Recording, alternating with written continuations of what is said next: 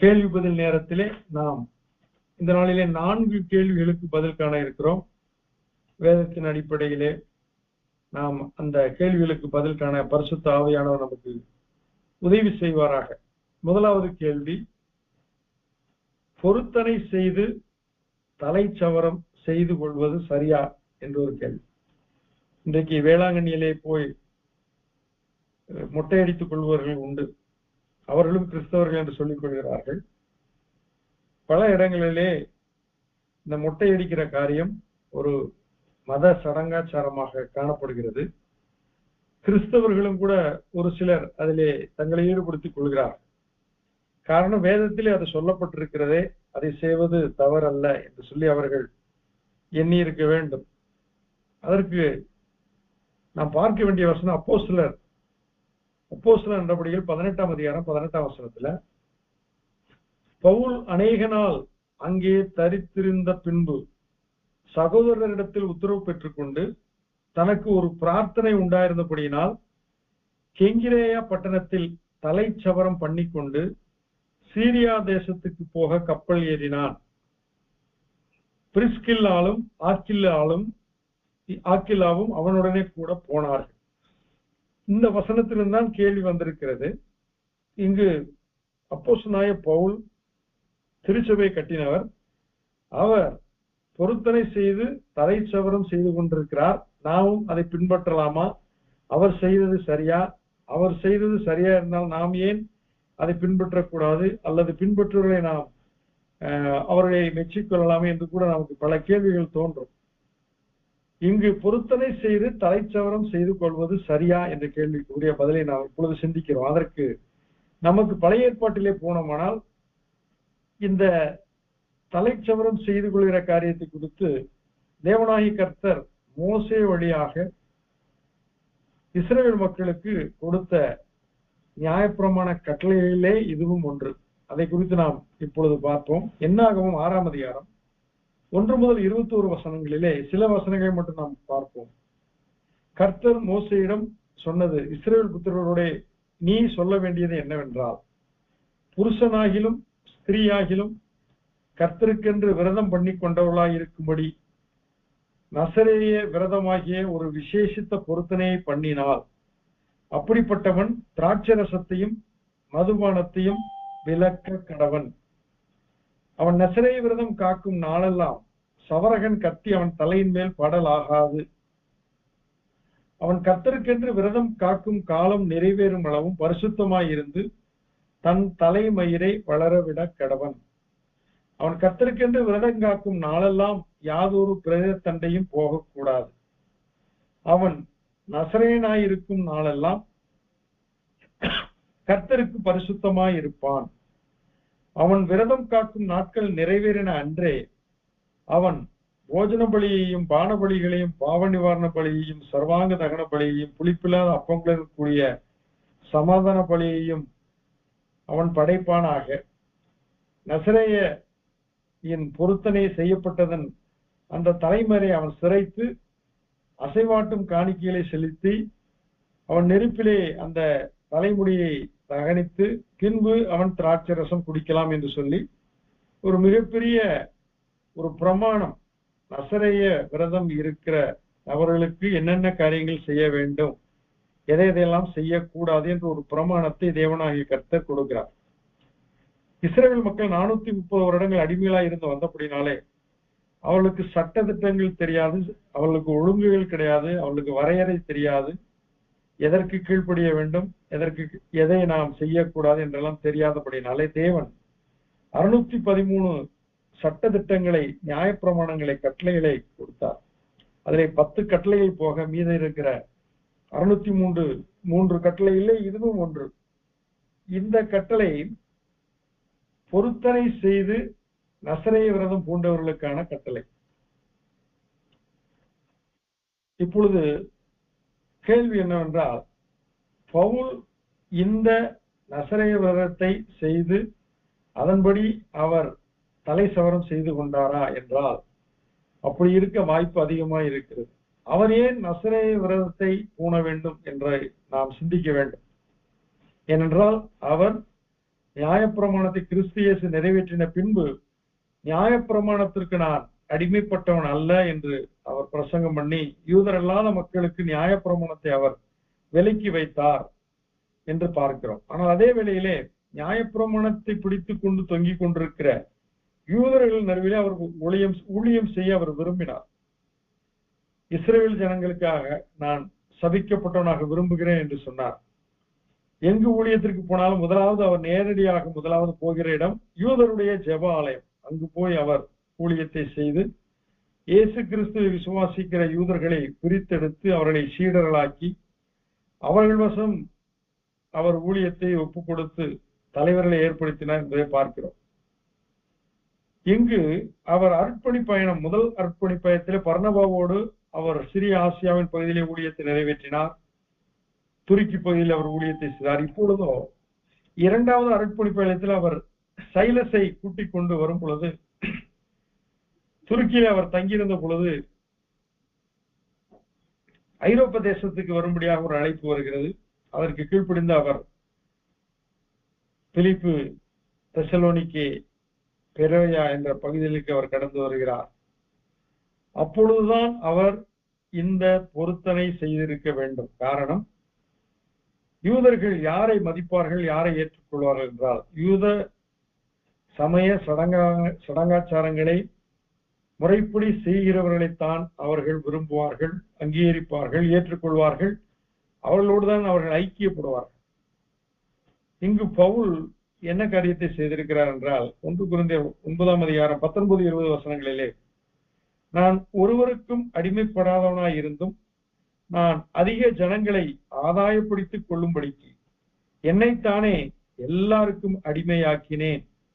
யூதரை ஆதாயப்படுத்திக் கொள்ளும்படிக்கு யூதருக்கு யூதனை போலவும் நியாயப்பிரமாணத்துக்கு கீழ்ப்பட்டவர்களை ஆதாயப்படுத்திக் கொள்ளும்படிக்கு நியாயப்பிரமாணத்துக்கு கீழ்ப்பட்டவனை போலவும் ஆனேன். எப்படியாகிலும் சிலரை ரட்சிக்கும்படிக்கு நான் எல்லாருக்கும் எல்லாமும் ஆனேன் என்கிறார். அப்படி என்றால் புறையின மக்களோடு பவுல் ஊழியத்தை செய்வதிலே சிரமங்கள் இல்லை, போராட்டங்கள் குறைவாயிருந்தது. ஆனால் யூதர்கள் நடுவிலே அவர் ஊழியத்தை செய்த பொழுது எதிர்ப்பு உண்டாயிற்று.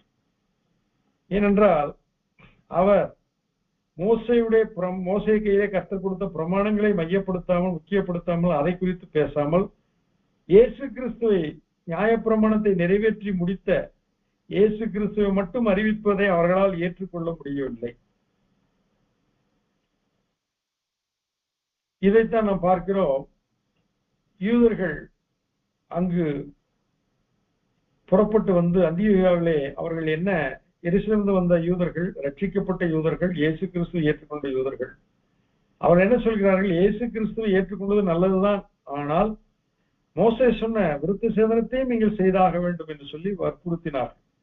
அப்பொழுது பவுலும் பர்னபாவும் இதை குறித்து எருசலேம் கவுன்சில் கொண்டு போய் சேர்த்த பொழுது அங்கிருந்த அப்போஸ்தலர்கள் பேதுரு, யாக்கோபு, இன்னுமாக இருந்த மற்ற அப்போஸ்தலர்கள், மூப்பர்கள், இவர்கள் நடுவிலே அவர்கள் இந்த காரியத்தை விவரித்த பொழுது அவர்கள் சொன்னார்கள், நெருக்குண்டு செத்ததற்கும், விக்கிரகத்திற்கும், உபச்சாரத்துக்கும், வேசித்தனத்திற்கும், ரத்தம் சிந்துதலுக்கும் நீங்கள் விலகி இருந்தால் போதும்.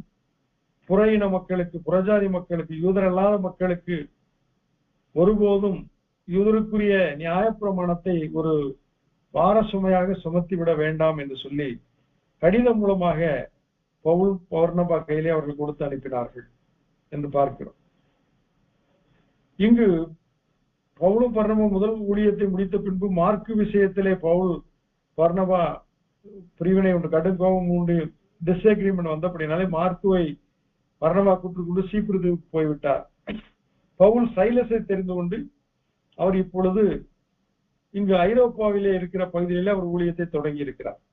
அந்த காலகட்டத்திலே யூதர்கள் அங்கும் ஜெபாலயத்திலே அவர்கள் பவுலை எதிர்க்கிறவர்களாக இருந்த பொழுது அவர் ஒரு காரியத்தை சொல்கிறார், நான் நசரேய விரதத்தை நான் செய்து பொருத்தனை செய்து நான் அதை நிறைவேற்றுவேன் என்ற ஒரு காரியத்தை அவர் அறிவித்து இருக்க வேண்டும். தன்னை யூதர்களோடு தன்னையும் ஒரு யூதனாக அடையாளப்படுத்துவதற்கு இந்த பொருத்தனை அவர்களுக்கு முன்பாக அவர் அறிவித்து இருக்க வேண்டும். அப்படி என்றால் அவர் கொரிந்து பட்டணத்திலே 1.5 வருடங்கள் ஊழியம் செய்கிறார். அதே போல பெரோயா தெசலோனிக்கே பட்டணங்களும் அவர் சில காலங்களாக ஊழியத்தை நிறைவேற்றுகிறார். இந்த காலங்களிலே அவர் இந்த பொருத்தனையை செய்து இருக்க வேண்டும். யூதர்கள் தலைச்சவரம் செய்வதை சுத்திகரிப்பின் காரியமாக அடையாளமாக அவர்கள் கடைபிடித்தார்கள். யூதர்களுக்கு இடரல் உண்டாக்காதபடிக்கு யூத முறைமைகளை பவுல் நிறைவேற்றி வேண்டி வந்தது.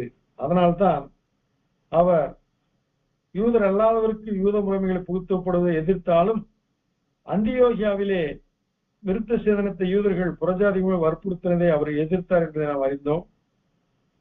அங்குதான் அந்த கடிதம் எழுதப்படுகிறது. பாரமான வேறு ஒன்றையும் சுமத்தாதிருக்க எருசலேம் திருச்சபை அப்போஸ்தலர் மூப்பர் கட்டளையிட்டு கடிதம் கொடுத்து அனுப்பினதை நாம் கேட்டோம். அதே வேளையிலே லீஸ்திராவிலே பவுல் செய்த ஊழியத்தின் வாயிலாக தீமோத்தேயு என்ற வாலிபன் கர்த்தராகிய இயேசு கிறிஸ்துவை ஏற்றுக்கொண்டான், ரட்சிக்கப்பட்டான்.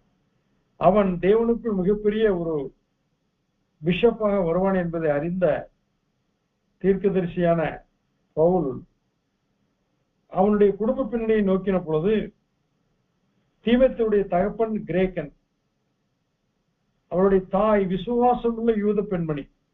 இயேசு கிறிஸ்துவை ஏற்றுக்கொண்ட விசுவாசம் உள்ள பெண்மணி தான் தீமோத்தேயுடைய தாய். அவளை குறித்து 1 தீமோத்தேயுல நாம் வாசிக்கிறோம். அந்த தாய்க்கும் கிரேக்க தகப்பனுக்கும் பிறந்த தீமோத்தேயு இப்பொழுது அவன் எவ்விதமாக யூதர்கள் நடுவிலே நிறுத்தப்பட வேண்டும் என்றால் அவன் மோசேயுடைய பிரமாணங்களின்படி விருத்த சேதனம் செய்யப்பட்டிருக்க வேண்டும். ஆபிரகாமோடு தேவன் செய்த உடன்படிக்கையை தீமோத்தேயு நிறைவேற்ற வேண்டும். இல்லை என்றால் யூதர்கள் தீமோத்தேயுவை ஒருபோதும் ஏற்றுக்கொள்ள மாட்டார்கள். ஆகினால் எல்லாருக்கும் முன்பாக எல்லாரும் அறிய தீமோத்தேயுடைய தகப்பன் கிரேக்கன் என்பது யூதர்கள் எல்லாரும் அறிந்திருந்தபடியினாலே அங்கு தீமோத்தேயுக்கு விருத்த சேதனம் செய்ய வேண்டிய ஒரு நிர்பந்தம் பவுலுக்கு ஏற்பட்டது. ஏற்கனவே அவர் கடிதம் பெற்று விருத்த சேதனத்துக்கு ஆதரவாக இல்லாத நிலைப்பாடு அவருக்கு இருந்தாலும், ஆனால் தீமோத்தேயுவுக்கு விருத்த சேதனத்தை நிறைவேற்ற வேண்டிய நிர்பந்தம் அவர் மேல் வந்தது. ஆகினால் அவனுக்கு விருத்த சேதனம் செய்வித்தார். 2வது அர்ப்பணி பயணத்திலே தெசலோனிக்கே பட்டணம் வந்த பொழுது, பெரோயா பட்டணம் வந்த பொழுது, கொரிந்து பட்டணங்களே பவுல் யூதருடைய ஜபாலயத்துக்கு போனபோது கடும் எதிர்ப்பு உண்டாயிற்று. அப்பொழுது அவர்கள் யூதர்கள் எல்லாரும் ஒருங்கிணைந்து பவுல் யூதன் அல்ல என்ற நிலைப்பாட்டை ஏற்படுத்தின பொழுது, இல்லை நானும் யூதன் தான், நான் பொறுத்த நசரேய விரதத்தை பூண்டு தலைச்சவரம் செய்து கொள்ளும்படியான பொருத்தனை நான் செய்கிறேன் என்ற காரியத்தை அவர் செய்திருக்க வேண்டும் என்று நாம் அறிகிறோம். அப்போஸ்தலர் 18ஆம் அதிகாரம் 18ஆம் வசனத்துல பவுல் சகோதரிடத்தில் உத்தரவு பெற்றுக் கொண்டு தனக்கு ஒரு பிரார்த்தனை உண்டாயிருந்தபடியினால் கெங்கிரேய பட்டணத்தில் தலைச்சவரம் பண்ணிக்கொண்டு சீரியா தேசத்துக்கு போக கப்பல் ஏறினான். பிரிஸ்கில்லாலும் ஆக்கில்லாமும் அவனுடனே போனார்கள் என்று நாம் பார்க்கிறோம். அப்படி என்றால் இந்த நிறைவேறுதலை அவர் எங்கு நிறைவேற்றுகிறார்? கெங்கிரேயா என்ற அந்த கொரிந்து பட்டணத்தின் அருகிலே இருந்த இன்னொரு பட்டணத்தில், அங்கேதான் பெபேயால் என்ற பெண்மணி மூப்பத்தியால் வசமாக ரோமருக்கு நிறுவத்தை கடிதத்தை எழுதி பவுல் இத்தாலியா பட்டணத்துக்கு அனுப்பி வைக்கிறார். அங்குதான் அவர் தன் பொருத்தனையை நிறைவேற்றும்படியாக பிரார்த்தனை செய்திருந்தபடியினாலே தலைச்சவரம் செய்து கொள்கிறார். மட்டுமல்ல, அவர் எருசலேமுக்கு எபேசு பட்டணத்திலே ஆக்கிலாவையும் பிரிஸ்கில்லாவையும் விட்டுவிட்டு அவர் மாத்திரம் பயணம் செய்து அவர் எருசலேமுக்கு வந்த பொழுது யூதர்கள் தெளிவாக அறிந்திருந்தார்கள், பவுல் புற இன மக்கள் நடுவிலே அவன் பயணம் செய்து வந்திருக்கிறான், ஐக்கியப்பட்டு வந்திருக்கிறான் என்று அறிந்தபடினாலே அவனை ஏற்றுக்கொள்வதில் மிகப்பெரிய எதிர்ப்புகள் அங்கு உண்டாயிருந்தன. அப்பொழுது கிறிஸ்தவர்கள் அங்கு எருசலேமில் இருந்த சபை மக்கள் யாவரும் ஒரு ஆலோசனை கொடுத்தார்கள். இங்கு 4 பேர் நசரேய விரதத்தின்படி தலைச்சவரம் செய்து கொள்ள தங்களை அர்ப்பணித்திருக்கிறார்கள், நீயும் அவர்களோடு சேர்ந்து கொள், அவர்கள் தலைச்சவரம் செய்யும் செலவை நீ ஏற்றுக்கொள், அப்படி ஏற்றுக்கொண்டு நீயும் உன்னை சுத்திகரித்துக் கொண்டு தேவாலயத்துக்குள் பிரவேசிப்பதற்கு வாய்ப்பு இருக்கிறது என்று சொல்லி அவர்கள் ஒரு ஏற்பாட்டை செய்தார்கள். அதை ஏற்றுக்கொண்டு அந்த 7 நாள் சுத்திகரிப்பிலே பவுல் ஈடுபட்ட பொழுது மிகப்பெரிய பிரச்சனையை அவன் சந்திக்க வேண்டி வந்தது. இதிலிருந்து என்ன கற்றுக்கொள்கிறோம் என்றால், நான் யூதனுக்கு யூதனை போல் ஆனேன் என்று பவுல் சொல்கிறார். நான் யூதர்களை எப்படியாவது கிறிஸ்துவின் நற்செய்திக்குள் கொண்டு வரும்படி நான் அப்படி ஆனேன் என்கிறார். அத்தனை பட்டணத்திலே தீமோத்தேயும் லூக்காவும் வர அவர் காத்திருக்கும் பொழுது மார்ஸ் இந்த மேடையை ஏறி அவர் அங்கு இருக்கிற விக்கிரகங்களை எல்லாம் பார்க்கிறார். நாம் விக்கிரகங்களை பார்த்தாலே அது பாவம் என்கிறோம், அதன் நாமத்தை உச்சரிக்க கூடாது என்றெல்லாம் நாம் பக்தியாய் வாழ்ந்து கொண்டிருக்கிறோம். ஆனால் இங்கு அவர் அந்த விக்கிரகங்களை ஏறி ஒன்றாய் சுற்றி பார்க்கிறார். அவைகளுடைய சொரூபங்கள், அதனுடைய வேலைப்பாடுகள், அதனுடைய நோக்கங்கள் என்ன என்பதை அறிந்தவராய் இருந்தது. ஒரு இடத்திலே அறியப்படாத தேவன் என்ற ஒரு வார்த்தை சொல்லப்பட்டிருக்கிறது. அந்த இடம் வெறுமையா ஒருவேளை இருந்திருக்க வேண்டும். வெறுமையா இருக்கிற இடத்திலே அறியப்படாத தேவன் என்ற வார்த்தை மாத்திரம் இருந்திருக்க வேண்டும். அந்த அறியப்படாத தேவனை குறித்து நான் பேசுகிறேன் என்று சொல்லி இயேசு கிறிஸ்துவை அந்த மார்ஸ் மேடையிலே அவர் பிரசங்கித்த பொழுது அந்த மார்ஸ் மேடையிலே இருந்த தலைவன் ஒருவனும் ஐரேனிக்கேயாலும் ஏற்றுக்கொள்கிறார் என்பதை இன்னும் ஒரு சிலர் ஏற்றுக்கொண்டார் என்று பார்க்கிறோம். என்ன காரியம்? இன்றைக்கு நாம் இந்திய தேசத்திலே விக்கிரகங்கள் நிறைந்த தேசத்திலே வாழ்ந்து கொண்டிருக்கிறோம். நாம் பிரிந்து வாழ்வதற்காக அழைக்கப்பட்டிருக்கிறோம், தனித்து வாழ்வதற்கு நாம் அழைக்கப்படவில்லை. We are called to be separated, but we are not called to be isolated. நாம் பிரிந்து வாழ அழைக்கப்பட்டிருக்கிறோமே ஒழிய தனித்து வாழ அழைக்கப்படவில்லை. ஏனென்றால் நாம் பூமிக்கு உப்பாய் இருக்கிறோம். உப்பானது ஒரு பாக்கெட்ல பார்சல் பண்ணி தனித்து வைக்கப்பட்டிருந்தால் அதனால் ஒரு பிரயோஜனம் இல்லை. இன்றைக்கு நம்முடைய வாழ்க்கை, ஆலயத்திற்கு போகிறோம், அலுவலகத்துக்கு போகிறோம், வீட்டுக்கு வருகிறோம், இதோடு நம்முடைய வாழ்க்கை நிறைவேறி முடிந்தால் நாம் கரைக்கப்படாத உப்பாக இருக்கிறோம், எரிய வைக்கப்படாத விளக்காக இருக்கிறோம், அறிவிக்கப்படாத சாட்சியாக இருக்கிறோம். நாம் உப்பு கரைய வேண்டும், விளக்கு எரிய வேண்டும், சாட்சி சொல்லப்பட வேண்டும். அப்பொழுதுதான் காரியங்கள் நிறைவேறும். அப்படி என்றால் என்ன காரியம்? நாம் எல்லாவற்றையும் அவபக்தி, இது பாவம் அது பாவம் என்று சொல்லி நாம் விக்கிரகங்களை வணங்குகிறவர்களை முற்றிலுமாய் ஒதுக்கி ஆலோசித்து அவர்களை அப்புறப்படுத்தி விடுவோமானால் அவர்களை சந்திப்பது யார் என்ற கேள்வி வருகிறது. ஆண்டவராய் இயேசு சொன்னார், நீங்கள் உலகமெங்கும் புறப்பட்டு போங்கள் என்றார். ஆட்டுக்குட்டிகளை ஓநாய்களுக்குள் அனுப்புகிறது போல நான் உங்களை அனுப்புகிறேன் என்கிறார். நீங்கள் சர்ப்பங்களைப் போல வினாவுள்ளவர்களாய் இருங்கள் என்கிறார். புறாவை போல கபடற்றவர்களாய் இருங்கள் என்கிறார். அப்படி போகும் பொழுது கர்த்தர் நம்மோடு வருகிறார். இங்கு அதைத்தான் பவுல் யூதர்கள் நடுவிலே போன பொழுது அவர் பீருண்டு போவார் என்ற நிலைக்கு அவர் மேல் ஆத்திரம் அடைந்தார், கோபம் அடைந்தார். பவுல் அதைத்தான் சொல்கிறார், நான் உங்களுக்கு சத்தியத்தை சொன்னதினால் சத்ருவானேனோ என்கிறார். இங்கு அவர் சில காரியங்களை அதைத்தான் நாம் வாசிக்கிற 1:19-20 நான் ஒருவருக்கும் அடிமைப்படாதவனாய் இருந்தும் நான் அதிக ஜனங்களை ஆதாயப்படுத்தி கொள்ளும்படிக்கு என்னைத்தானே எல்லாருக்கும் அடிமையாக்கினேன். யூதரை ஆதாயப்படுத்தி கொள்ளும்படிக்கு யூதனை போலவும் நியாயப்பிரமாணத்துக்கு கீழ்பட்டவர்களை ஆதாயப்படுத்திக் கொள்ளும்படிக்கு நியாயப்பிரமாணத்துக்கு கீழ்பட்டவனை போலவும் ஆனேன். எப்படி ஆகிலும் சிலரை ரட்சிக்கும்படிக்கு நான் எல்லாருக்கும் எல்லாம் ஆனேன். கலாத்தியர் நிருபத்திலே அவர் கடிந்து கொண்டு எழுதுவது நியாயப்பிரமாணத்தை தூக்கி பிடித்துக் கொண்டு இயேசு கிறிஸ்துவின் அன்பின் பிரமாணத்தை, கிருபையின் பிரமாணத்தை அவர்கள் பின்னாக தள்ளும் பொழுது அதை கடிந்து கொண்டு எழுதுகிறார். நான் உங்களிடத்தில் அன்போடு வரவா அல்லது புறம்போடு வரவா என்று கேட்கிறார். காரணம், நியாயப்பிரமாணம் என்பது இஸ்ரவேல் மக்களுக்கு, அடிமைகளா இருந்தவர்களுக்கு எந்தவித கட்டுப்பாடும் எந்தவித ஏதிகளும் எத்திக்ஸ் ஒழுங்குகள் வாழ்க்கை நெறிகள் இல்லாதவர்களுக்கு கொடுக்கப்பட்ட நெறிமுறைகள், வரையறைகள், அவர்களுக்கு போடப்பட்ட விதிகள், பிரமாணங்கள், கட்டளைகள், அது அவர்களுக்குரியதுதான். ஆனால் நமக்கோ மேன்மையானவைகளை கொடுக்கப்பட்டிருக்கிறது, உயர்வானவைகள் கொடுக்கப்பட்டிருக்கிறது. அது புதிய உடன்படிக்கை வழியாக கொடுக்கப்பட்டிருக்கிறது. அதை நாம் அறிந்திருக்கிறோம். ஆகினால் இந்த பொருத்தனை செய்து தலைச்சவரம் செய்து கொள்வது சரியா என்றால் அதனுடைய பர்பஸ் என்ன? தலைச்சவரம் செய்து கொள்வதனால் ஜனங்கள் இயேசு கிறிஸ்துவன் வருவதற்கு அது வாய்ப்பாய் இருக்கிறதா என்ற கேள்வி பவுலை கொண்டு நாம் எழுப்பலாம். இங்கு அவர் தலைச்சவரம் செய்து கொண்டது, பொருத்தனை செய்து தலைச்சவரம் செய்து கொண்டது எப்படியாவது யூதர்கள் கிறிஸ்துவிடம் வர வேண்டும் என்பதற்கு, தானும் ஒரு யூதன் என்று காட்டுவதற்கு அவர் செய்தார். அவர் 2 கொரிந்தியரில் அவர் சொல்கிறார், நான் எபிரேயன், நான் யூதன், நான் சிலிசி பட்டணத்தான் என்றெல்லாம் சொல்லி தன்னை அடையாளப்படுத்திக் கொள்கிறார்.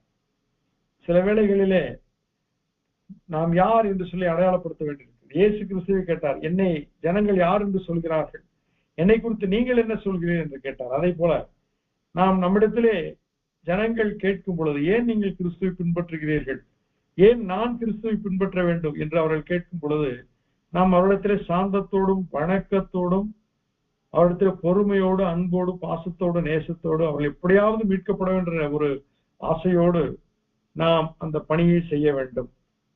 ஆகையினால் பொருத்தனை செய்து தலைச்சாரம் செய்து கொள்வது கட்டாயம் அல்ல, அதை செய்துதான் ஆக வேண்டும் என்று நாம் முடிவெடுக்க கூடாது. அது செய்ய தேவையில்லை என்றுதான் பொருள். ஆனால் பவுலுடைய நிர்பந்தம் அவரை அந்த வேலை செய்ய சொல்லி நாம் அறிகிறோம். இரண்டாவது கேள்வி, லூக்கா நற்செய்தி நூலிலும் அப்போஸ்தலர் முதல் அதிகாரத்திலும் குறிப்பிடப்பட்டுள்ள தெயோப்பிலு என்பவர் யார்? லூக்கா என்பவர் இயேசு கிறிஸ்துடைய நேரடி சீடர் அல்ல. அவர் பவுலுடைய பிரயாணங்களிலே, திருப்பயணங்களிலே, அர்ப்பணி பயணங்களிலே அவர் உடன் செயல்பட்டவர், வந்தவர். அவர் லூக்கா எழுதின நற்செய்தி நூலையும் அப்போஸ்தலர் நடவடிக்கைகளையும் ஒரு நபருக்கு எழுதியிருக்கிறார். அந்த நபருடைய பெயர் தான் தெயோப்பிலு. தெயோப்பில் என்றால் அன்புடையவர், அன்பிற்குட்பட்டவர், தேவனால் நேசிக்கப்படுவர் என்று பொருள். இந்த லூக்கா அவர் யூதர் அல்ல, அவர் ஒரு கிரேக்கர். அவருடைய தொழில் வைத்திய தொழில். லூக்கா முதல் அதிகாரம் 1 முதல் 4 வசனங்களிலே அவர் என்ன எழுதியிருக்கிறார்? மகா கணம் பொருந்திய தெயோப்பிலுவே, மோஸ்ட் எக்ஸலன்ட் தெயோபிலஸ் என்று எழுதுகிறார். நாங்கள் முழு நிச்சயமாய் நம்புகிற சங்கதிகளை ஆரம்பம் முதல் கண்டார கண்டு வசனத்தை போதித்தவர்கள் எங்களுக்கு ஒப்புவித்தபடியே அவைகளை குறித்து சரித்திரம் எழுத அநேகம் பேர் ஏற்பட்டபடியினால் ஆதி முதல் எல்லாவற்றையும் திட்டமாய் விசாரித்து அறிந்த நானும் உமக்கு உபதேசிக்கப்பட்ட விசேஷங்களின் நிச்சயத்தை நீர் அறிய வேண்டும் என்று அவைகளை ஒழுங்காய் உமக்கு எழுதுவது எனக்கு நலமாய் தோன்றிற்று என்று சொல்லி லூக்கா நற்செய்தி நூல் முதல் அதிகாரத்திலே 4 வசனங்களிலே ஒரு ஆரம்ப வரிகளாக அவர் இவைகளை எழுதியிருக்கிறார். அப்படி என்றால் இந்த தெயோப்பிலு என்பவர் ஒரு திருச்சபை என்ற நிலையில் அல்ல, ஒரு தனி நபர். ஆனால் அவர் மோஸ்ட் எக்ஸலன்ட் தெயோபிலஸ் என்று சொல், மகா கணம் பொருந்திய தெயோப்பிலு என்று எழுதுகிறார்.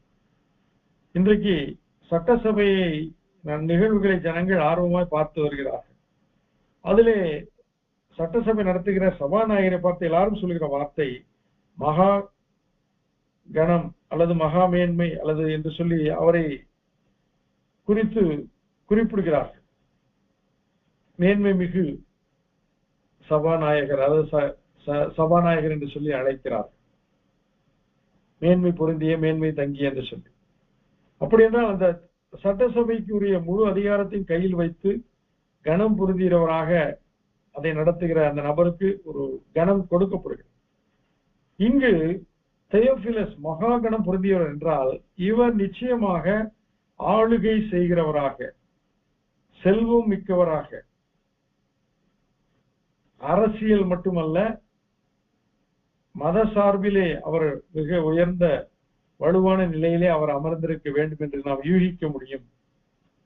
அப்போஸ்தலர் 1ஆம் அதிகாரம் முதல் 2 வசனங்களிலே தெயோப்பிலுவே, இயேசுவானவர் தாம் தெரிந்து கொண்ட அப்போஸ்தலருக்கு பரிசுத்த ஆவியினாலே கட்டளையிட்ட பின்பு அவர் எடுத்துக்கொள்ளப்பட்ட நாள் வரைக்கும் செய்யவும் உபதேசிக்கவும் தொடங்கின எல்லாவற்றையும் குறித்து முதலாம் பிரபந்தத்தை உண்டு பண்ணினேன் என்கிறார். லூக்கா நற்செய்தி நூலை அவர் நினைப்பூட்டி இங்கு எழுதுகிறார். ஃபார்மர் அக்கவுண்ட் என்று எழுதுகிறார். முதலாம் பிரபந்தம், நான் ஏற்கனவே எழுதின முதல் காரியம் என்று சொல்லி அவர் எழுதுகிறார். ஆகையினால் இங்கு என்ன நாம் யூகிக்க முடியும்? தெயோப்பில் என்பவர் ஒரு ஆளுநராக இருந்திருக்க வேண்டும். ஒரு ரோமாபுரியா நியமிக்கப்பட்ட ஆளுநராக பெஸ்து என்று நாம் பார்க்கிறோம், பிலாத்துவை நாம் பார்க்கிறோம், இது இன்னும் அநேகர் உண்டு. அவர்களை போல இவர் ஒரு ரோம ஆளுநராக இருந்திருக்கலாம். ஆனால் யூத மார்க்கத்தில் இவர் அமைந்தவராய் இருந்திருக்க வேண்டும்.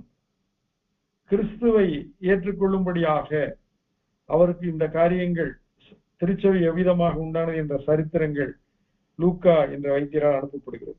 ஒருவேளை இந்த லூக்கா என்ற வைத்தியர் இந்த மகாகணம் பொருந்திய தெயோப்பிலுவை சுகமாக்கி இருக்கலாம், மருத்துவ ஆலோசனை கொடுத்திருக்கலாம், ஏதோ ஒரு வகையில் அவர்கள் இருவருக்கும் நல்ல பிணைப்பு உண்டாயிருக்கிறது. ஆகினால்தான் அவர் இந்த மிகப்பெரிய 2 அற்புதமான எழுத்தாக்கங்களை செய்கிறார். ஒன்று நற்செய்தி நூல், லூக்கா எழுதின நற்செய்தி நூல். 2 அப்போஸ்தலர் நடவடிக்கைகள், திருச்சபையின் சரித்திரத்தை குறித்து எழுதுகிறார். இயேசு கிறிஸ்துடைய வாழ்க்கை வரலாறு, அவருடைய போதனைகள், அவருடைய உபதேசங்களை குறித்து நற்செய்தி நூலிலும், இயேசு கிறிஸ்துவை ஏற்றுக்கொண்டவர்கள் திருச்சபையா எப்படி அவர்கள் உருவானார்கள், எப்படி திருச்சபை வளர்ந்தது மலர்ந்தது என்று சொல்லி அப்போஸ்தலர் நடவடிக்கையில் அவர் எழுதியிருக்கிறார். இந்த 2ஐயும் மகா கணபதி தெயோப்பிலுவுக்கு அனுப்பி வைப்பது லூக்காவுக்கு மிக முக்கியமான காரியமாக காணப்பட்டது. ஆகினால் அவர் நிச்சயமாக ஒரு ஆளுநராக இருந்திருக்கலாம், செல்வந்தராக இருந்திருக்கலாம். ஒரு சிலர் என்ன கணிக்கிறார்கள், எருசலேமிலே இருந்த பிரதான ஆசாரியருடைய வகுப்பிலே இந்த தெயோப்பிலஸும் இருந்திருக்க வேண்டும் என்று சொல்லி சிலர் கணிக்கிறார்கள். அண்ணா காய்பா என்ற அந்த நபர்களுடைய குடும்ப பின்னணியிலே இவர் இருந்திருக்கலாம் என்று சொல்லி கணிக்கிறார். எது எப்படி ஆயினும் இந்த தெயோப்பிலு அவர் வாயிலாக நமக்கு இன்றைக்கு லூக்கா நற்செய்தி நூல் தரப்பட்டிருக்கிறது. திருச்சபை எப்படி பிறந்தது, எப்படி வளர்ந்தது மலர்ந்தது, அது பரவினது என்று சொல்லி அப்போஸ்தலர் நடவடிக்கையில் நாம் பெற்றுக்கொள்கிறோம். அடுத்ததாக 3வது கேள்வி என்னவென்றால், கெத்செமனிலே இயேசு கிறிஸ்து ஜெபிக்கும் பொழுது சீஷர்கள் நித்திரை பண்ணி கொண்டிருக்கிறார்கள். இயேசு கிறிஸ்து உயிர்த்தெழுந்து தன்னை வெளிப்படுத்தின பொழுது அவர்கள் சந்தேகப்படுகிறார்கள். கேள்வி என்ன, சீடர்கள் துக்கத்தினால் நித்திரை செய்வதும் சந்தோஷத்தினால் விசுவாசியாமல் ஆச்சரியப்படுவதும் இயல்புக்கு மாறான செய்கைகளாய் இருக்கிறது அல்லவா என்று சொல்லி கேள்வி வந்திருக்கிறது. 2 காரியங்கள், துக்கத்தினால் தூக்கம், சந்தோஷத்தினால் சந்தேகம். இது எப்படி, இது மாறுபாடாக இருக்கிறதே, முரண்பாடாக இருக்கிறதே, இது விளங்காத காரியமாய் இருக்கிறதே என்று சொல்லி கேள்வி எழுப்பப்பட்டிருக்கிறது. எப்பொழுது அவர்கள் துக்கத்தினால் தூங்கி கொண்டிருந்தார்கள் என்றால், இயேசு கிறிஸ்து ஜெபம் பண்ணி முடித்து எழுந்திருந்து தம்முடைய சீஷரிடத்தில் வந்து அவர்கள் துக்கத்தினாலே நித்திரை பண்ணுகிறதை கண்டார் என்று லூக்கா 22:45 வாசிக்கிறோம். இன்றைக்கும் கூட அடக்கம் பண்ணுவதற்கு என்று வைக்கப்பட்ட அந்த பிரேதத்தை அடுத்த நாள் காலையிலே வைத்திருப்பார்கள் என்றால், இரவு முழுவதும் ஜனங்கள் தூங்கக்கூடாது என்பதற்காக இன்றைக்கு தமிழ்நாட்டில் அநேக இடங்களிலே, கிராமங்களிலே, பட்டணங்களிலே இசை வாசிப்பது, நடனம் ஆடுவது, நகைச்சுவையாக பேசுவது என்று சொல்லி ஜனங்களை உறங்க வைக்காமல் தூங்க வைக்காமல் செய்து கொண்டிருப்பார். பவுல் ஒரு முறை நடுராத்திலே பிரசவம் பண்ணி கொண்டிருந்த பொழுது ஐத்திகு என்ற வாலிபன் நித்திரை அடைந்து அவன் கீழே விழுந்து அவன் மரித்தவன் எடுக்கப்பட்டான். ஆனால் பவுல் இறங்கி போய் அவனை உயிரோடு எழுப்பினான் என்று பார்க்கிறேன். அப்படி என்றால் நித்திரை என்பது அது இரவிலே வருகிற ஒரு காரியம். அதே வேளையிலே அதிகமான துக்கம் வரும் பொழுது தூக்கம் நிச்சயமாய் வருகிறது. ஏன் துக்கம் வந்தது, ஏன் அவளுக்கு தூக்கம் வந்தது என்று சொல்லி நாம் பார்ப்போமானால், இயேசு கிறிஸ்து தன்னுடைய சிலுவை மரணத்தை குறித்து சீடர்களிடத்தை விவரித்த பொழுது பேதுரு இயேசு கிறிஸ்துவை அவன் கடிந்து கொள்கிறான், இவைகள் உமக்கு சம்பவிக்க கூடாது என்று. இயேசு கிறிஸ்து அவனை திரும்ப கடிந்து கொண்டு, எனக்கு பின்னாக போ சாத்தானே, நீ தேவனுக்கேற்றவழி சிந்திக்காமல் மனிதனுக்கேற்றவழி சிந்திக்கிறார் என்று கடிந்து கொண்டார். மேலும் தன்னுடைய சீஷர்களை பார்த்து அவர் சொல்கிற காரியம் என்னவென்றால், லூக்கா 22ஆம் அதிகாரம் 31-32 வசனங்களிலே கர்த்தர் சீஷர்களை பார்த்து சொல்லும் பொழுது சீமோனை பார்த்து சொல்கிறார், சீமோனே சீமோனே, இதோ கோதுமையை சுளகினால் புடைக்கிறதற்கு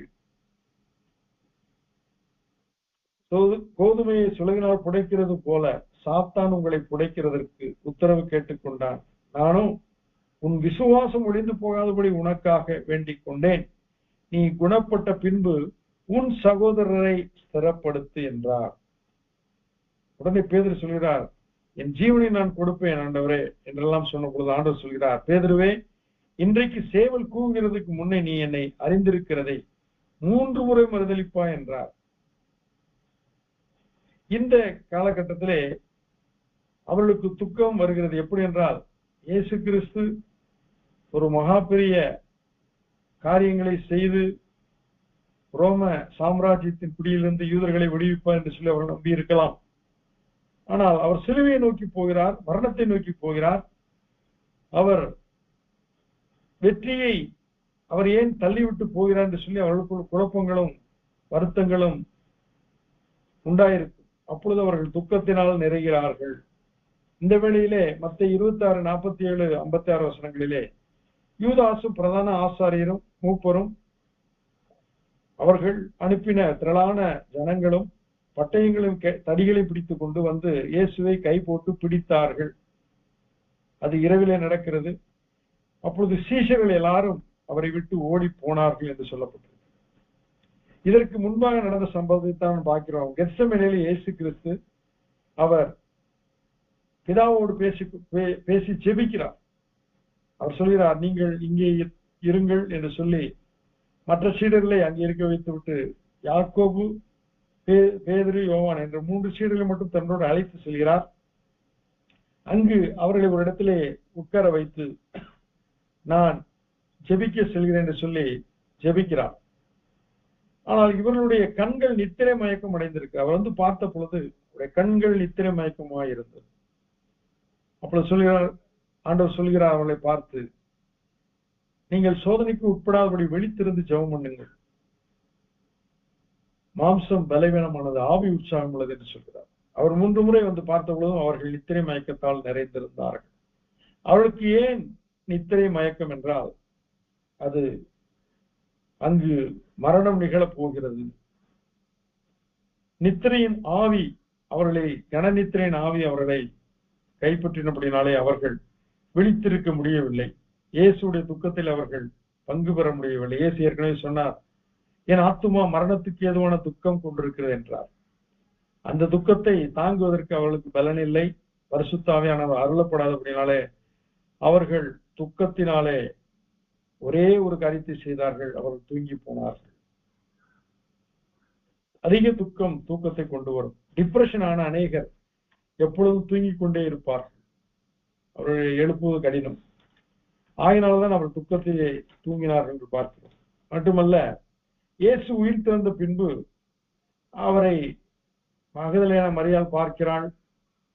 மற்ற பேதுரு திரைச்சியை, அந்த ஆண்டவர் சுருட்டி வைத்திருந்த அந்த அடக்கம் பண்ணின அந்த சீலையை பார்க்கிறார். இதெல்லாம் இயேசு உயிர் திறந்த அந்த செய்தி அறிவிக்கப்படுகிறது. அன்றைய நாளிலே எம்மாவூருக்கு சென்ற சீஷர்கள் 8 மைல் தூரம் இருக்கிற, எருசலேம் 8 மைல் தூரம் இருக்கிற எம்மாவூருக்கு 2 சீஷர்களை கடந்து செல்லும் பொழுது இயேசு அவர்களோடு கடந்து சென்று தன்னை வெளிப்படுத்துகிறார். அவர் அப்பத்தை பிட்டு அவர்களுக்கு தரும்போது அவருடைய கண்கள் திறக்கப்படுகிறது. அவர் இயேசு என்று அறிந்தார். அவர்கள் அறிந்தார்கள். அப்பொழுது அவர் மறைந்தார் என்று பார்க்கிறோம். இந்த 2 சீஷர்களும் எருசலேம் உடனே திரும்பி போய் வழியில் நடந்தவைகளையும் தாங்கள் அவரை அறிந்து கொண்டதை விவரித்து சொன்னார்கள். இவைகளை குறித்து அவர்கள் பேசிக் கொண்டிருக்கையில் இயேசு தாமே அவர்கள் நடுவிலே நின்று உங்களுக்கு சமாதானம் என்றார். அவர்கள் கலங்கி பயந்து ஒரு ஆவியை காண்கிறதாக நினைத்தார்கள். தம்முடைய கைகளையும் கால்களையும் அவளுக்கு காண்பித்தார். ஆனாலும் சந்தோஷத்தினால் அவர்கள் இன்னும் விசுவாசியாமல் ஆச்சரியப்படுகையில் பொரித்த மீன் கண்டத்தையும் தேன் கூட்டு துணிக்கையும் அவர் வாங்கி அவரிடத்தில் வாங்கி புசித்தார் என்று பார்த்தார். என்ன காரியம்? அவர்கள் சந்தோஷம் அடைந்தாலும் சந்தேகப்பட்டார்கள். இன்றைக்கு நம்முடைய வாழ்க்கையில அநேக ஆசீர்வாதங்கள், எதிர்பாராத காரியங்கள், அற்புதம் நடக்கும் பொழுது நாம் சந்தோஷப்படுகிறோம். அதே வேளையிலே எனக்கு எப்படி நடந்தது, இது உண்மைதான், நம்மையே கிள்ளி பார்த்துக் கொள்கிறோம் அல்லவா, அதுதான் சந்தேகம், அதுதான் அவிசுவாசம். இது உண்மைதானா, நிஜம்தானா, இது கனவா நனவா என்று சொல்லி நம்மை நாமே சோதித்து அறிகிறோமே. அதை போலத்தான் அவர்கள் சந்தோஷப்பட்டாலும் சந்தேகப்பட்டார்கள். இதற்கு காரணம் சோர்வு, அவிசுவாசம் எப்பொழுது தலை தோங்கும், சந்தேகம் எப்பொழுது சந்தோஷத்தை பின்னுக்கு தள்ளும் என்றால், அதிகமான சோர்வுகள், அதிகமான ஏமாற்றங்கள், அதிகமான நெருக்கடிகள், அதிகமான காயங்கள், வருத்தங்கள், அவமானங்கள், இவைகளெல்லாம் வரும் பொழுது, சோதனைகள் இவைகளெல்லாம் வரும் பொழுது சந்தேகங்கள் அதிகரித்து விடும். ஆகையினால் தான் ஆண்டவர் சொன்னார், நீங்கள் சந்தேகப்பட வேண்டாம் என்று சொன்னார். தோமாவை அழைத்து சொன்னார், நீ அவிசுவாசியாய் இராமல் விசுவாசியாய் இரு என்று சொன்னார். இன்றைக்கு நாமும் கூட ஆண்டவரை குறித்து சந்தேகப்படுவது அது தவறான காரியம். அதிகமான துக்கம் தூக்கத்தை கொண்டு வருகிறது, அவிசுவாசம் சந்தேகத்தை கொண்டு வருகிறது. அடுத்து 4வது ஒரு கேள்வி,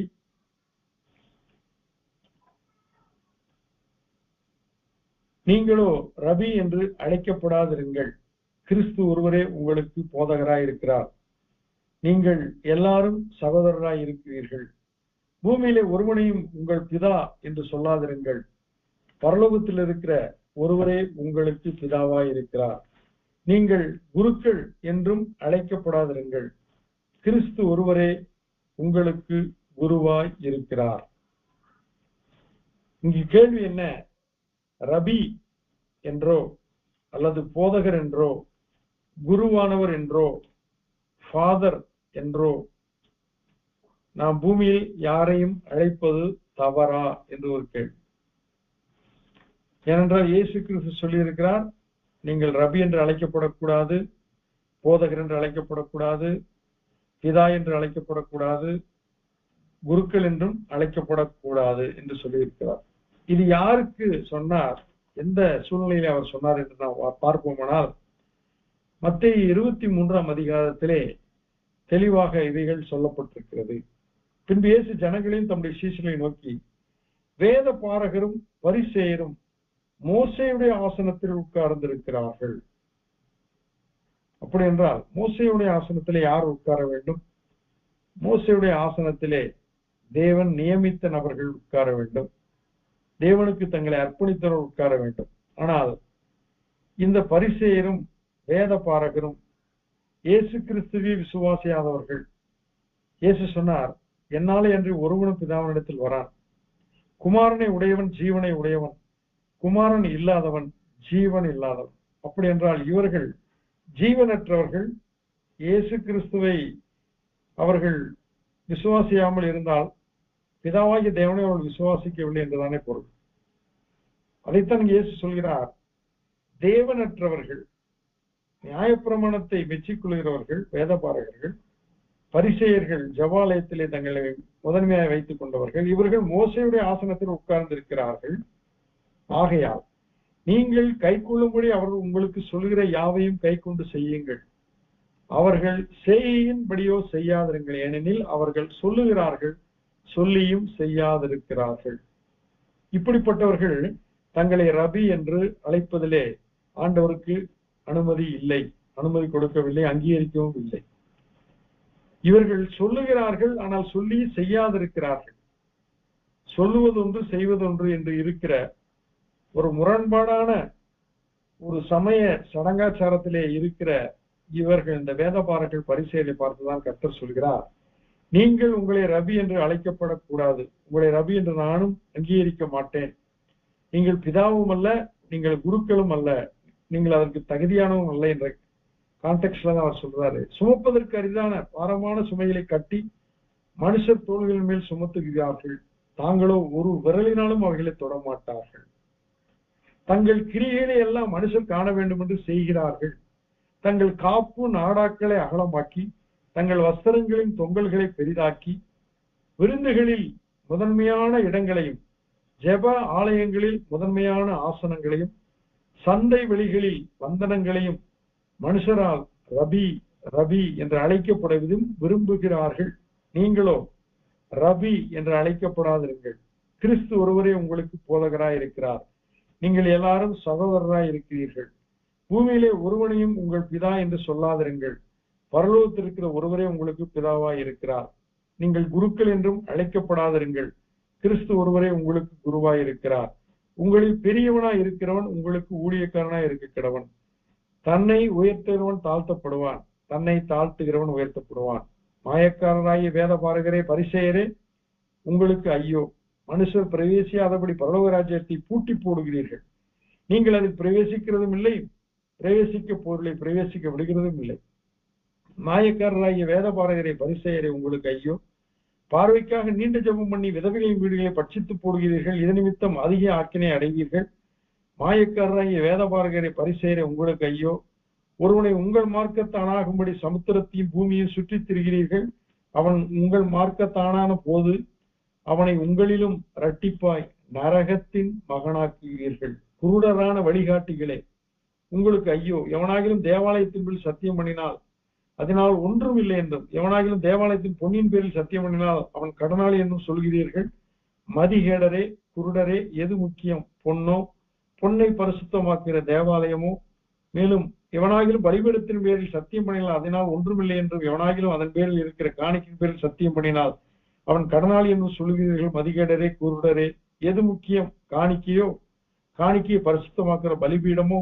ஆகையால் பலிபீடத்தின் பேரில் சத்தியம் பண்ணுகிறவன் அதன் பேரிலும் அதன் மேலுள்ள எல்லாவற்றின் பேரிலும் சத்தியம் பண்ணுகிறான். தேவாலயத்தின் பேரில் சத்தியம் பண்ணுகிறவன் அதன் பேரிலும் அதில் வாசமா இருக்க பொருள் சத்தியம் பண்ணுகிறான். வானத்தின் பேரில் சத்தியம் பண்ணுகிறவன் அவனுடைய தேவனுடைய சிங்காசனத்தின் பேரில் அது வீட்டிற்கும் பேரில் சத்தியம் பண்ணுகிறான். மாயக்காரராய் வேதபாரகரே, பரிசேயரே, உங்களுக்கு ஐயோ! நீங்கள் ஒருத்தலாமலும் வெந்தயத்திலும் சீரகத்திலும் தசமமாக செலுத்தி நியாயப்பிரமாணத்திற்கு அர்ப்பித்திருக்கிற விசேஷித்தவைகளாகிய நீதியையும் இரக்கத்தையும் விசுவாசத்தையும் விட்டு விட்டீர்கள். இவைகளையும் செய்ய வேண்டும், அவைகளையும் விடாதிருக்க வேண்டுமே.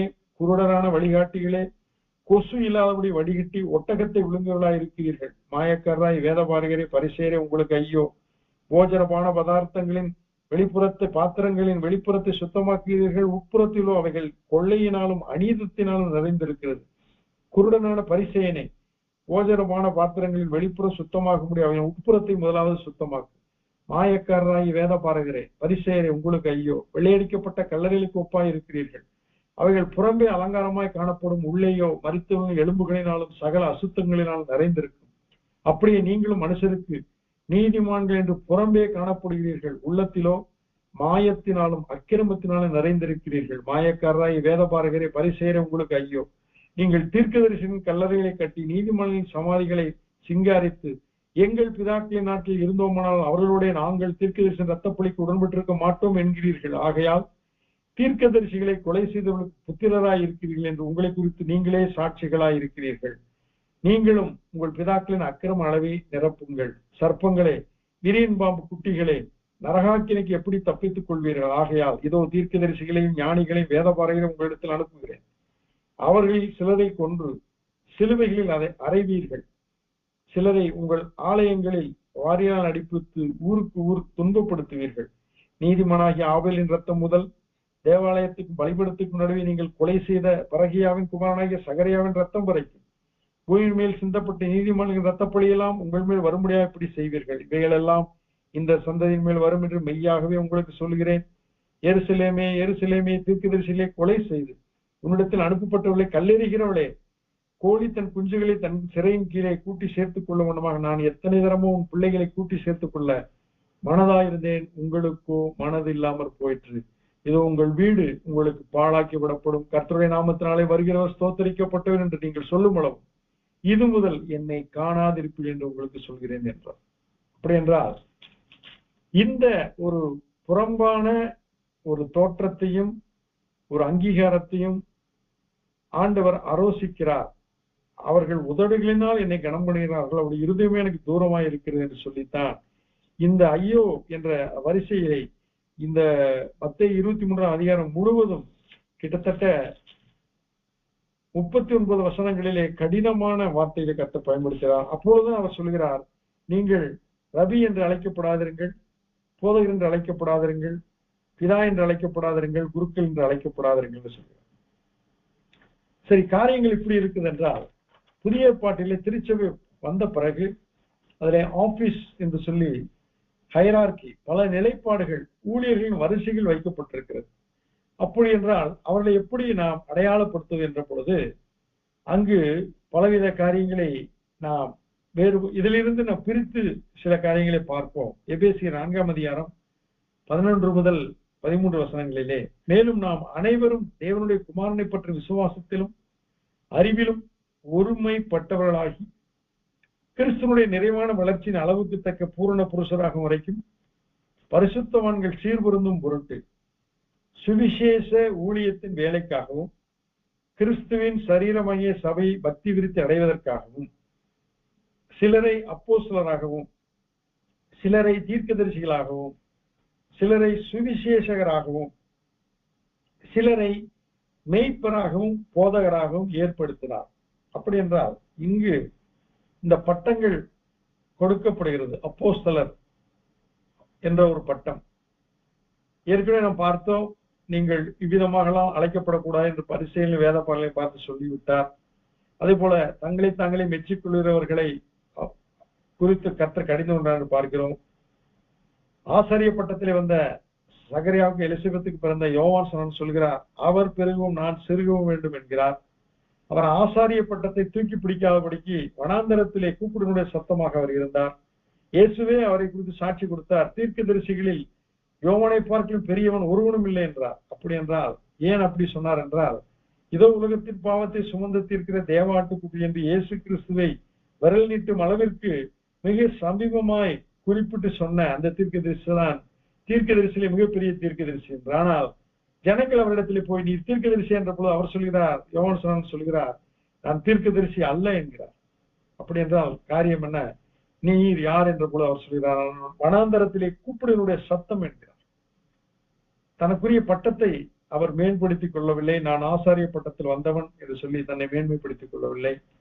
தீர்க்கதரிசியில் தான் பெரியவன் என்று அவர் மேம்படுத்திக் கொள்ளவில்லை. அவர் தன்னை மறைத்து கிறிஸ்துவை உயர்த்தினார். அப்படி என்றால் இந்த நாட்களிலே ரெவரன் என்ற பட்டம் கொடுக்கப்படுகிறது. அது என்ன காரியம்? ரெவரன் என்பது என்ன ஒரு அடையாளம் என்றால், அது ஊழியர்கள் ஒரு 20 வருடங்கள் 15 வருடங்களுக்கு மேலாக பணி செய்தவர்கள், ஊழியத்தில் இருக்கிறவர்கள், முழு நேர பணியாளர்கள், அவர்கள் தங்களுடைய படவையும் வலைகளையும் மீன்களையும் தொழில்களையும் விட்டு வந்தவர்களை சீஷர் என்று அழைக்கப்பட்டது போல ஊழியத்திற்கு தங்களை அர்ப்பணித்தவர்களே ரெவரன் என்ற பட்டத்தை இந்த நாளிலே திருச்சபை மக்கள், திருச்சபை தலைவர்கள் கொடுக்கிறார்கள். ஆர்டினேஷன் வழியாக அந்த ரெவரன் என்ற ஒரு காரியம் சேர்க்கப்படுகிறது. அது எதை குறிக்கிறது என்றால், இந்த நபர் திருச்சபையால் அங்கீகரிக்கப்பட்டவர், இந்த நபர் அநேக வருடங்கள் இறைவனுக்கு பணி செய்தவர், மக்களுக்கு பணி செய்தவர், இவர் அப்பழுக்கற்றவர், இவர் எந்தவித பாவங்களிலோ அக்கிரமங்களோ சிக்கிக் கொள்ளாதவர். ஏனென்றால் அங்கு இயேசு என்ன சொல்கிறார்? நீங்கள் வெள்ளையடிக்கப்பட்ட கலைகளாயிருக்கிறீர்கள், உங்கள் இருதயம் அநீதியின் அக்கிரமத்தினால் நிறைந்திருக்கு என்று கடிந்து கொள்கிறார். அப்படிப்பட்ட பிரச்சனையில் சிக்கிக் கொள்ளாதவர்கள், அவர்கள் ரெவரன் என்ற பட்டத்தை திருச்சபை வழங்குகிறது. இது போடுவது சரியா தவறா என்ற கேள்விக்கு நான் இப்பொழுது பார்ப்போம். இங்கு 5 விதமான ஊழியர்களை குறித்து அப்போஸ்தலனாகிய பவுல் எபேசு திருச்சபைக்கு எழுதுகிறார். சிலரை அப்போஸ்தலராக, சிலரை தீர்க்கதரிசிகளாக, சிலரை சுவிசேஷகராக, சிலரை மெய்ப்பராக, போதகராக தேவனாகிய கர்த்தர் ஏற்படுத்தினார். எதற்காக?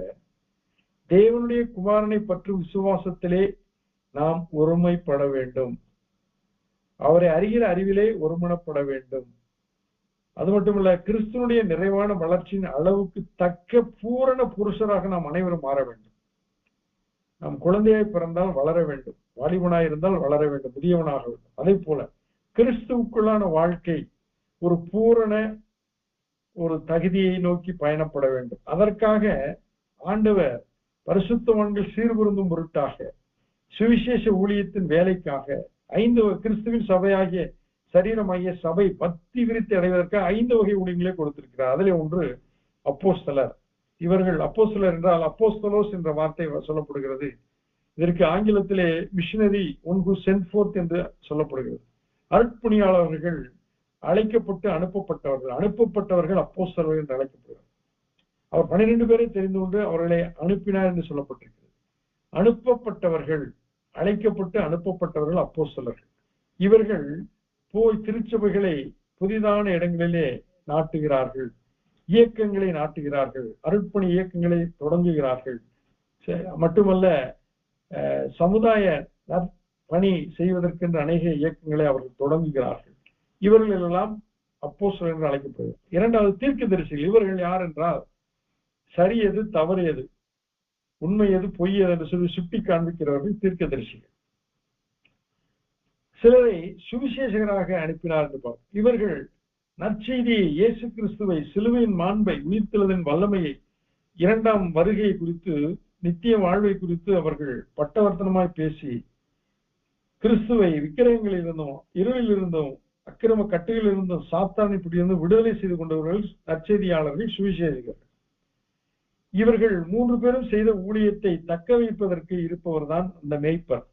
அவர் இந்த இயேசு சொன்னார், இந்த மந்தையில் இல்லாத அநேக ஆடுகள் உண்டு, அவைகளையும் கொண்டு வர வேண்டும் என்றார். அவைகளை கொண்டு வந்து மந்தைக்குள்ளாய் சேர்க்கிற அப்போஸ்தலர், தீர்க்கதரிசிகள், சுவிசேஷர்களுடைய பணியை அடுத்து அவர்களை பராமரிக்கிற பணியை செய்கிறவர் தான் மேய்ப்பர். இவரை பாஸ்டர் என்று நாம் அழைக்கிறோம். ஆனால் கடைசியா ஒருவர் இருக்கார், போதகர். இவர் என்றால் டீச்சர், பைபிள் டீச்சர். இவர் யார் என்றால், ஒரு விவசாய நிலத்திலே எல்லாம் இருக்கிறது, தண்ணீர் இருக்கிறது, செடிகள் இருக்கிறது, மரங்கள் இருக்கிறது, எல்லாம் இருக்கிறது. ஆனால் இவர் சென்று மரங்களுக்கு இடையே இவ்வளவு கேப் இருக்க வேண்டும், ஆகினால் இந்த மரத்தை எடுத்து விட வேண்டும், களைகள் இவ்வளவு இருக்கு, இந்த களைகளை பிடுங்க வேண்டும், என்ன உரம் போட வேண்டும், இவ்விதமாக செழுமைப்படுத்த வேண்டும் சொல்லி கிளை நெருக்கி களை பிடுங்குகிற சுத்திகரிக்கும் பணியை, சீர்திருத்தும் பணியை செய்கிறவர் பைபிள் டீச்சர். இவர் வந்தால்தான் அழகு பெறும், அங்கு அமெரிக்கை உண்டாகும், அங்கு பரிபூரணம் நிறைவாக வரும். அப்போஸ்தலர், தீர்க்கதரிசி, சுவிசேஷகர், மேய்ப்பர், இந்த 4 பேருக்கும் நிறைவாக இறுதி உரையை எழுதுகிறதான் இந்த போதகர். ஆகினால் இந்த 5 வகை ஊழியங்களை வைத்து கர்த்தர் காரியங்களை செய்கிறார். இவர்கள் தங்களுக்கு பெயர் முன்பாக அவர்கள் இப்பொழுது அதை போட்டுக் கொள்கிறார். அப்போஸ்தலர் என்று சிலர் தங்களை போட்டுக் கொள்கிறார்கள், எவாஞ்சலிஸ்ட் என்று ஒரு சிலர் தங்களை போட்டுக் கொள்கிறார்கள், ப்ராஃபட் என்று ஒரு சிலர் தங்களை போட்டுக் கொள்கிறார்கள், பாஸ்டர் என்று ஒரு சிலர் போட்டுக் கொள்கிறார்கள், ஒரு சிலர் ரெவரன் என்று போட்டுக் கொள்கிறார்கள். இதை போடலாமா வேண்டாமா என்றால் அது அவருடைய இருதயத்திலே இருக்கிற ஒரு காரியத்தை பொறுத்து. இன்னும் சில காரியங்களை பார்த்து அதை போடலாமா வேண்டாம் என்று சொல்லி நாம் நிறைவு செய்வோம். 1 கொரிந்தியர் 12:28-31 வசனங்களே, தேவனானவர் சபையிலே முதலாவது அப்போஸ்தலரையும், 2வது தீர்க்கதரிசிகளையும், 3வது போதகர்களையும், பின்பு அற்புதங்களையும், பின்பு குணமாக்கும் வரங்களையும், ஊழியங்களையும், ஆளுகைகளையும், பலவித பாஷைகளையும் ஏற்படுத்தினார். எல்லாரும் அப்போஸ்தலர்களா? எல்லாரும் தீர்க்கதரிசிகளா? எல்லாரும் போதகர்களா? எல்லாரும் அற்புதங்களை செய்கிறவர்களா? எல்லாரும் குணமாக்கும் வரங்களை உடையவர்களா? எல்லாரும் அந்நிய பாஷைகளை பேசுகிறார்களா? எல்லாரும் வியாக்கியானம் பண்ணுகிறார்களா? இப்படி இருக்க முக்கியமான வரங்களை நாடுங்கள், இன்னும் அதிக மேன்மையான வழியை உங்களுக்கு காண்பிக்கிறேன் என்று பவுல் எழுதுகிறார். அப்படி என்றால் ஊழியங்களிலே இத்தனை வகையான காரியங்கள் இருக்கும் பொழுது, பொதுவாக சகோதரர் என்ற பதத்தை நாம் பயன்படுத்தும் பொழுது, இவர் எந்த ஊழியத்தை உரியவர் என்று சொல்லி ஜனங்களால் வித்தியாசம் கண்டு முடிக்க முடியாது. ஆகினால் அவர் எவாஞ்சலிஸ்ட், உதாரணமா மோகன் சி லாசரஸ், பிரதர் தினகரன், இவர்களை எல்லாம் எவாஞ்சலிஸ்ட் என்று அழைக்கிறோம். அவர்கள் நற்செய்தியாளர்கள், சுவிசேஷகர்கள் என்று அழைக்கிறோம். பில்லி கிரஹாம், அவர் ஒரு எவாஞ்சலிஸ்ட் என்று அழைக்கிறோம். அப்போஸ்தலர் என்றால் பாஸ்டர் சுந்தரம் அவர்களை அப்போஸ்தலர் என்று அழைக்கிறோம். அவர் ஏசி என்ற ஒரு திருச்சபையை நாட்டினார். இவ்விதமாக தீர்க்கதரிசி என்றால் இன்றைக்கு எஸ்ஐகே பிரான்சிஸ் அவர்கள் தீர்க்கதரிசிகளாக நம்ம நடுவில் இருக்கிறார். இன்னும் அநேகர் தீர்க்கதரிசிகளாக உண்டு. அவர்கள் மிகவும் சொற்ப எண்ணிக்கையிலே இருக்கிறார். சுவிசேஷர்கள் இருக்கிறார்கள், ஆனால் மேய்ப்பர்கள் நிறைய இருக்கிறார்கள். பைபிள் டீச்சர்ஸ் மிக குறைந்த எண்ணிக்கையில் இருக்கிறார். காரணம், இந்த கடைசியா இருக்கிற அந்த சுண்டுவர்களை போல இருக்கிற அந்த உருவம் சின்னது, அது மிகவும் அற்பமா எண்ணப்படுகிறது. ஆனால் தீமோத்தேயிலே பவுல் எழுதுகிறார், திருவசனத்திலே பிரயாசப்படுபவர்களை 2 மடங்கு கனமுள்ளவளாய் எண்ண வேண்டும் என்று சொல்லி பவுல் தீமோத்தேயுக்கு எழுதுகிறார். இங்கு பவுலும் பேதுருவும் தங்களை அடையாளப்படுத்திக் கொள்ளும்படி என்ன சொல்கிறார்கள்? நான் அப்போஸ்தலர் எல்லாரும் சிறியவனாய் இருக்கிறேன் என்று தன்னை அப்போஸ்தலனாக சொல்கிறார். ஆனால் அப்போஸ்தலர் 13:1 சவுல் தீர்க்கதரிசியாகவும் போதகராகவும் இருந்துள்ளார் என்று அந்தியோகிய சபையை குறித்து சொல்லப்பட்டிருக்கிறது. அவர் தீர்க்கதரிசியாக இருந்தார், போதகராக இருந்தார், நற்செய்தியாளராக இருந்தார், அப்போஸ்தலனாக இருந்தார், அவர் டீச்சராகவும் இருந்தார், அவர் சுவிசேஷராக இருந்தார் என்று பார்க்கிறோம். அதே போல 2 பேர் 1:1 அப்போஸ்தலனாகிய சீமோன் பேதுரு என்ன சொல்கிறார்? நான் அப்போஸ்தலனாகிய சீமோன் பேதுரு என்று சொல்லி தன்னை எழுதிக் கொள்கிறார். ஆகினால் இங்கு ரெவரன் என்ற பட்டத்தை போடுவது, அவர்கள் யாருக்கு அந்த பட்டம் கொடுக்கப்படுகிறது என்றால், அவர்கள் முதலாவது கர்த்தருக்கென்று தன்னை அர்ப்பணித்து முழுமையாக அவர்கள் ஊழியத்துக்கு வந்திருக்க வேண்டும். அவர்கள் இறையியல் கல்வி முறைப்படி கற்றிருக்க வேண்டும். அவர்கள் ஊழியங்களை 15 வருடங்களுக்கு மேலாக, 20 வருடங்களுக்கு மேலாக அவர்கள் பணி செய்தவர்களாய் இருக்க வேண்டும்.